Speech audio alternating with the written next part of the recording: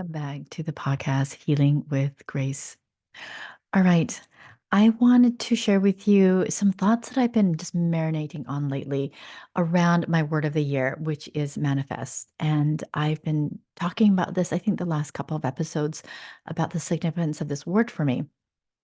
And one of the things that has been really fun for me as it relates to my word of the year is that I've been writing down when things happen, that I have manifested.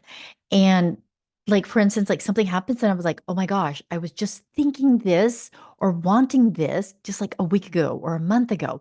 And then I see it come into fruition. And it's been so fun to write these events down, like on an almost daily basis. And it's been really causing me to think about the power of manifestation and what it even means. And one of the things that I have been pondering on and desiring was finding a business coach. And and I can't really say why, but I just felt like I was ready to find a business coach for me to just really dive into and to consume their content. Now, there's been a couple business coaches that I have been following and that I I really enjoy them, and they're really fun, but I noticed that I really wasn't really diving into their content. I wasn't really reading their words and thinking about it and marinating and pondering on it. And then I have some friends and they have their own business coaches that they follow. And so I've been checking them out, but it just wasn't resonating with me. Like it just wasn't sitting with me. And then one day I stumbled upon this particular coach and she calls herself the Conscious Coach. Her name is Amber Smith. You can find her on Instagram. You can find her podcast on Apple or wherever you listen to your podcast. Anyway, as I began listening to her, something just clicked. Like I knew I found my business coach, and I was just amazed that this desire that I had has come to fruition. And I've been really binging on her content, and I love how she melds her faith and her business and her relationships all into one pot. Like there is no division among any of that. And it's been so much fun to listen to her. And one of the principles that she teaches is recreating. And how she teaches it is that recreating our life should be something that we do every single day. Okay. And how she describes it is that you think back in your past of a time where if you could do a do over, you would do a do over. And not because you're judging yourself, not because you're saying that you're wrong or you're bad, but that you have the capacity to do better and be better because of the tools that you have and because you actually just want to be better. You want to be a better parent. You want to be a better employer. You want to be a better employee. You want to be a better spouse. You want to be a better coworker, whatever it is. And so this is something I've been praying about. And so I asked God, I said, God, is there a time in my past life or in my past that you want me to recreate mentally and emotionally? And he brought this memory into the forefront. And I've never even thought about this in years. And so I knew it was from God. And it was a time in Washington. And I was dropping kids off, and we were running late. And I had to drop kids off at two elementary schools. And so I ended up speeding in a school zone, which, yeah, you don't do that. And there was a police officer there, and he basically told me to pull over. So I pull over, gives me a ticket. It was like 250 bucks, and then on my way. And I was feeling so much shame and guilt and frustration over that I just lost it with my kids. I was just blaming them for this ticket. And when this memory came back to me, I felt all those emotions again. And then I thought, okay, what would it look like for me to recreate this moment? And so I took this moment and I first got clarity about why I wanted to do it. It wasn't because I was judging myself. It was because I had tools now that I can recreate it. And so I went back and I identified the emotions that I was feeling, the sensations, asking myself, how do I know? How did I know that I was feeling this shame or this guilt or this frustration? And just getting into my body, getting into my nervous system, and breathing the whole time. And then showing graciousness to the police officer when he hands me the ticket. Driving off, still breathing, still being present with my emotions, loving that part of me that was afraid. And then talking to my kids, apologizing to them for speeding, for being a little dangerous, and that it had nothing to do with them, that had everything to do with me, and asking them if they would forgive me. And then to recommit myself to being a safer driver for them and for people around me. And what's so interesting about this exercise, and this is something that I teach my clients, is that our brain cannot tell the difference between what we imagine and what is actually before us, what's happening in real time. We will still get an emotional response, whether it is an image, a story, or thought, or what is before us. And so just doing this exercise really showed me the tools that I have been able to gather and garner to show up as a better mother, as a wiser mother. And so this is a daily exercise that I am doing. I'm just asking God, all right, God, is there a moment in my past that you want me to recreate? And so that's the first thing that I want to share with you is this principle of recreating. It's almost like repenting and showing up better for those around us. And this exercise actually caused me to think a little bit more deeply about recreating. And as I was pondering upon this principle, this thought came up. And when I say that, I always attribute it to God and to the Spirit. And I remembered a principle, a truth that is found in Moses chapter 3, verse 5. And it says, "And every plant of the field before it was in the earth, and every herb of the field before it grew, for I, the Lord God, created all things of which I have spoken spiritually before they were naturally upon the face of the earth." So, in other words, God created first spiritually before it became a physical entity. And as I was pondering upon this principle, this thought came to me, which was, what if God created spiritually and then he recreated it physically? And that just began to just expand my mind and expand my spirit. And I was thinking, if that's possible, could we be doing that right now? Especially the things that we are manifesting, those things that we are working towards, the result that we want.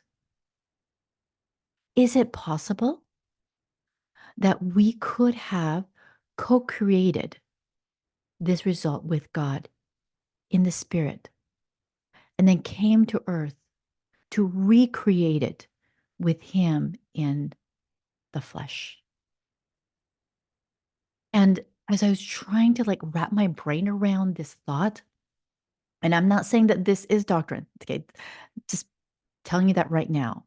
But this is what I wrote in my journal, that faith in action is manifesting the divine.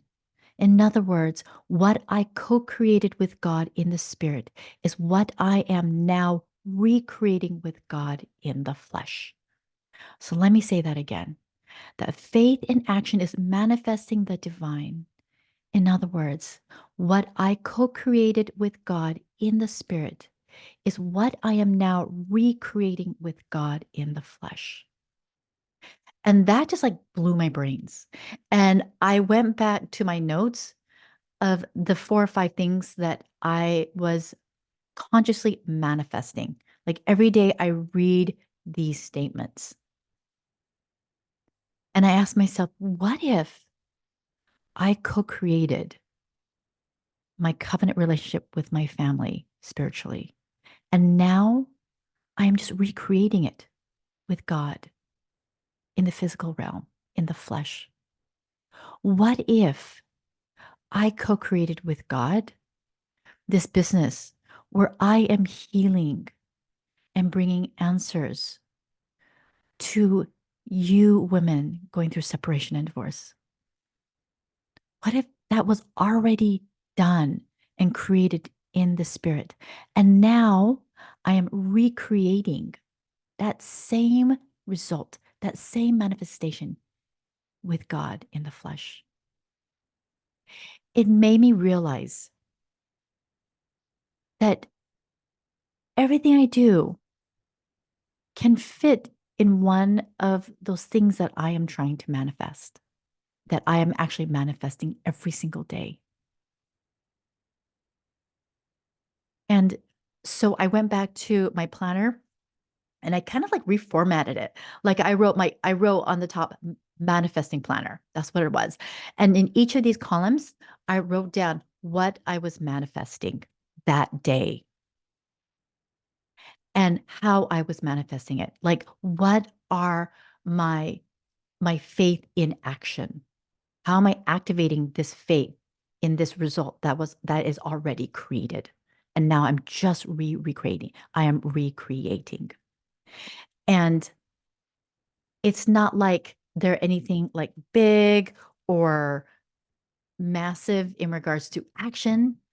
But like, for instance, and let me see if I can find my planner. Where's my planner? Okay, I don't know where my planner is. I'm sorry. But one of the things was to manifesting a covenant relationship with my family, with my children, with my spouse.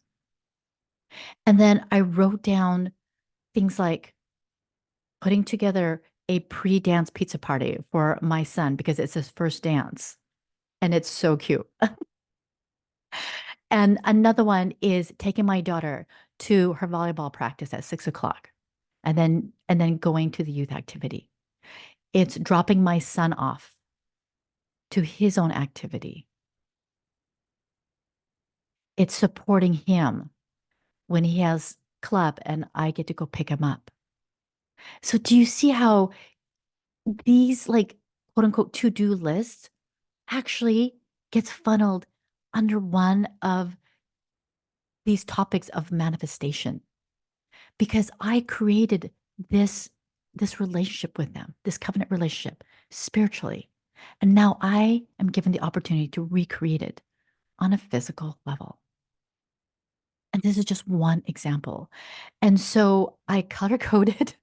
You don't have to do this. I don't even know how like sustainable this will be for the rest of the year. We'll see. But I color coded each one of my manifestation topics. And then I went into my to-do list and I did the same thing. And it was amazing after I did that because I realized that everything that I do has a purpose. It seems like just driving a kid to the dance is not a big deal, but it is a big deal because it is a drop in the bucket of me recreating a covenant relationship with my children. Do you see that? It's kind of like it's kind of like this. It's kind of like me inviting you to come and to wrap a box with a Christmas bow. Okay. I bet it's pretty easy. You could do that. Okay. So then we're going to put that aside. Then I'm going to give you the same exact box with the same ribbon. But this time I'm going to put a blindfold on you. And then I'm going to put kitchen mitts on your hands. And then I'm going to ask you to recreate the same bow, like to do it exactly the same. It would be a little bit harder, wouldn't it? I mean, it's doable, but it would be harder. And so it's really similar in that the blindfold is like the veil. You can't see what you can see. And then the oven mitts are like your spirit going into your physical body. It's a little bit harder to do because you've got this body now that you need to navigate, but it is possible. And you're just being asked to recreate the bow. That's kind of how it is, right? And so I just want to invite you to just consider this principle of recreating. I want you to ask, and I want to ask you, what is it that you have a desire to create? What is a result that you really want to see in your relationship with your children, with your spouse, with your employees, with coworkers? Maybe it is building a business. Maybe it has to do with money. Maybe it has to do with your faith. Maybe it has to do with your relationship with God. And then I want you to consider, like after you write that down, like you need to write it down, then I want you to consider this question. What if you already created this result spiritually? You co created this result with God in the spirit. And now you're given the opportunity to recreate this same result with God in the flesh. If that is possible, if that is true, how does your thoughts and feelings change about this result? And what are the step by step things that you could be doing to show that you are activating your faith in this result, that it has already been done and you're just asked to recreate it? That's it. Like when I did this exercise, I was amazed at the feeling of purpose, gratitude, joy, and conviction. Like it's done. I don't need to worry about it. Like it's already done. I'm just recreating it. I'm just so excited to see where this is going to take me, especially with the people that I love in my family, my friends, but more than anything, it's with you and the hundreds and thousands of women that I know that I helped bring to Christ and heal in the spirit. Now I get to do that. I get to recreate that same thing with God in the flesh to help thousands of you to come to know God, to come to know your place with Him in a higher and holier way, to help you to find healing in your nervous system and therefore in your spirit, in your mind, in your soul. All right. I can't wait to hear from you about this. I want to hear from you. So if you have any thoughts, feelings, any aha moments, I want you to DM me on Instagram or send me an email. I can't wait. All right. That's what I got. And I'll talk to you next week.